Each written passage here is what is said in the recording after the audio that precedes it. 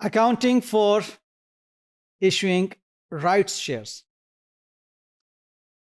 Well, right shares. What are these right shares? Rights issue. जब हम एक company को फर्दर अपने कैपिटल को इंक्रीज करने की जरूरत होती है तो एग्जिस्टिंग शेयर होल्डर्स को these right shares are issued और these are issued exactly in proportion to the shares they are already holding. So these rights are in fact, first of all, decided by the board of directors in a resolution, and then this is communicated to the SECP. उसको आपको same day पे जरूर बताना है और साथ ही Pakistan stock exchange को भी आपको ये कम्युनिकेट करना है। क्यों आपको ये चीज बताना होती है?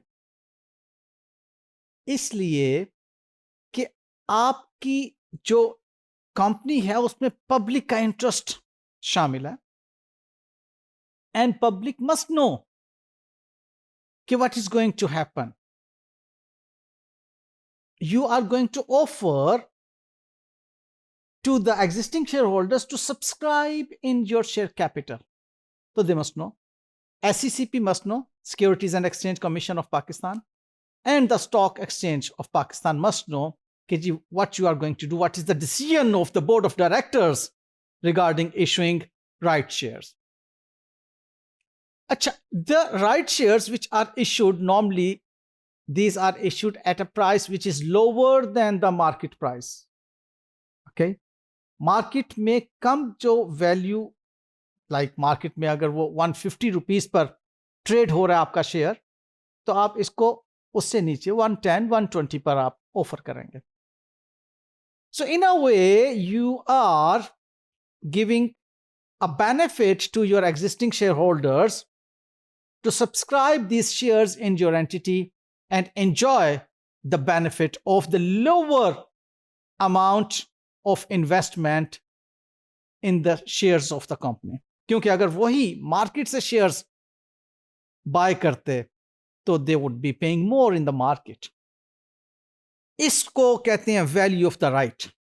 ये पॉइंट कहलाता है राइट वैल्यू या वैल्यू ऑफ द राइट। इसको बाकायदा कैलकुलेट किया जाता है वैल्यू ऑफ द राइट को, क्योंकि देखिए मार्केट में एक वैल्यू ऑलरेडी एग्जिस्ट कर रही थी, आपने एक फर्दर मार्केट में शेयर्स शामिल किए एक नई वैल्यू पर, तो अब मार्केट की वैल्यू ऑल टुगेदर एक डिफरेंट होगी और जो एक डिफरेंस आएगा उसको राइट वैल्यू कहेंगे। देखिए इसको भी हम कैलकुलेट करते हैं, इसका एक बड़ा सादा सा फॉर्मूला है। We will also solve a question on it. First of all ascertain total market value of the shares already in issue, then add the amount of right issue to be received, जो आपने उनसे receive करने हैं। Alright, जैसा मैंने आपसे कहा कि जी आप कम अमाउंट रिसीव कर रहे होते हैं एग्जिस्टिंग शेयर होल्डर से और मार्केट वैल्यू तो ऑब्वियसली ज्यादा है। And then find an average rate, total amount of the value, the market value and the offer price that you have received और you would be receiving, plus करने के बाद आप अब इसको एक एवरेज कैलकुलेट कर रहे हैं उस नंबर की जो कि आपके टोटल इशू हो जाएंगे मार्केट के अंदर ऑलरेडी एग्जिस्टिंग और नए वाले इशू मिलाकर, उसके ऊपर आप बेसिक वैल्यू कैलकुलेट कर रहे हैं जो कि एवरेज प्राइस कैलकुलेट होगी। Then deduct average price from the market value to get the value of the right. आइए इसके ऊपर एक न्यूमेरिकल एग्जांपल देखते हैं ताकि हमें ज्यादा अच्छा समझ आ जाए। Company makes a right issue of one share of rupees 100 at a premium of rupees 10% for every 3 shares held, यानी कि 1/3 का proportion बन रहा है।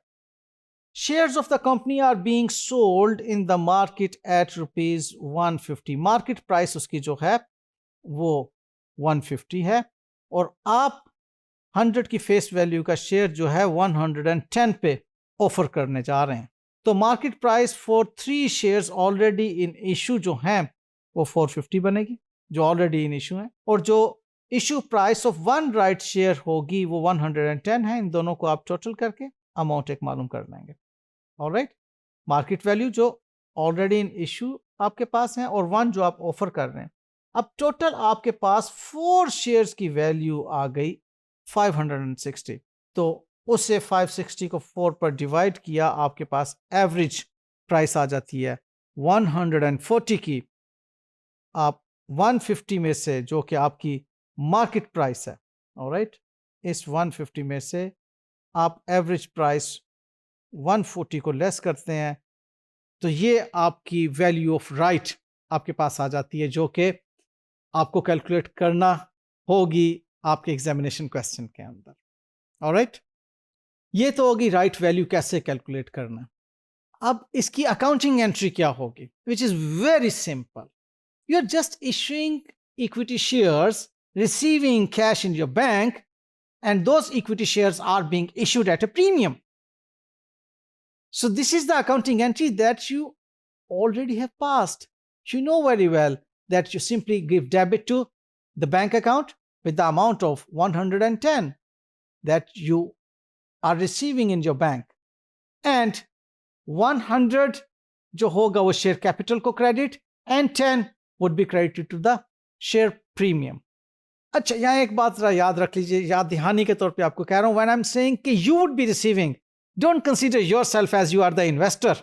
No no no no, you are the accountant sitting in the entity for making these transactions or for accounting for these transactions. All right? आप अपने आप को कभी ये ना समझें कि you are the investor, you are making investment in the entity and you would be like paying. You are an accountant. You have to account for this transaction in the books of account of the entity which is issuing rights shares. Okay? Thank you.